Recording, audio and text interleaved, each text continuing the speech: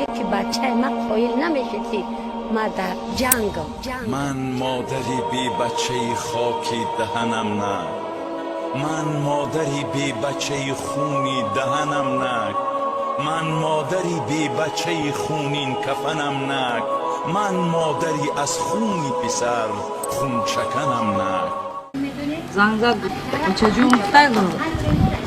مثلا سرحد رفتیم گفت از تو بیزی بای گفت چجور نه دعا بودیم من همین که گفت و گفت مایلو چکی وضعیت بیزی بای گفت تلفن ما میکشم از دلی رنجور از دلی زرداب از جگری سوختگی حالی خرابم از دلی پرغم از دلی زرداب از منی درد بی علم حالتی بیتام از علمی آنچهی به بچهی بخواب از علمی بچهی در خاکی سیاه خواب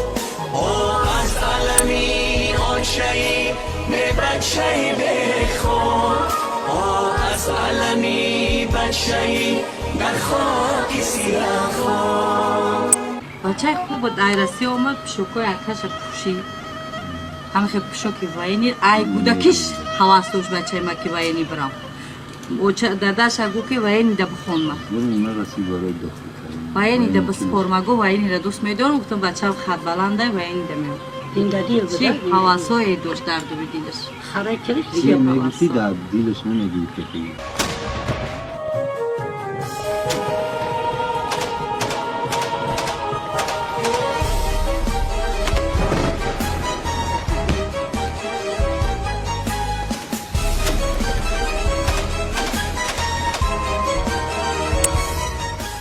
ما مردم حمایه کنم گو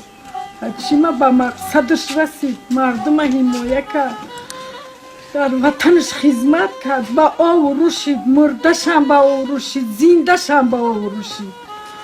همین خیلی ذوق دل داشت که شعر مردانه رفت بچه من ای ذوق دل خودشه ای حوث دل خودشه همین خیلی و سری پس نمی اومد خونه فقط میگفت که ما در وطنم خدمت میکنم در خلقم خدمت میکنم نه که همو خدمت کرد شیر مردانه مرد بچه من و سری بلند مرد بچه من مردم حمایت کرد و جانش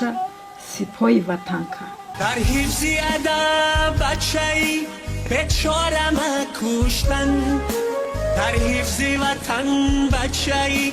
غمخوار ما کشتن در حفظی نظام بچه‌ای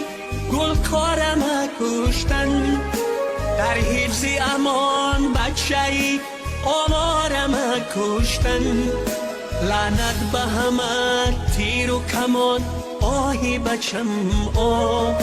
لعنت به همه بی ادبان آهی بچم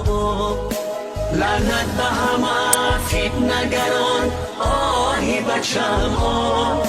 لعنت به علم بی خبران آهی بچم لحظه‌ای که من در دیگه بچه ها میگفتن که چون میگو پارتی میریم روسیه میریم مرسدس میگیریم میگردیم و میگفتم خیلی چی فکر داریم من ننگرم ما خدمت وطن میکنیم خدمت خلق میکنیم ممکن نکنیم کی میکنیم وطن خدمت میکنیم گرچند یوش هم رفت جوان هم رفت لیکن با سری بلند در حفظ سرحد و مرگ و بومی وطنی خود در حفظ ملت و خلق خود جان فدا کردی این نه به هر یک کس میسر میشه نه هر کس قدرت ای برای وطن و چی خلق و ملت خود جان قدرت فدا کرده میکنه نه هر کس قدرت داره و غیرت داره در سینه رنجور بچم داغی شناره قانون سپری شیری درم پاره پاره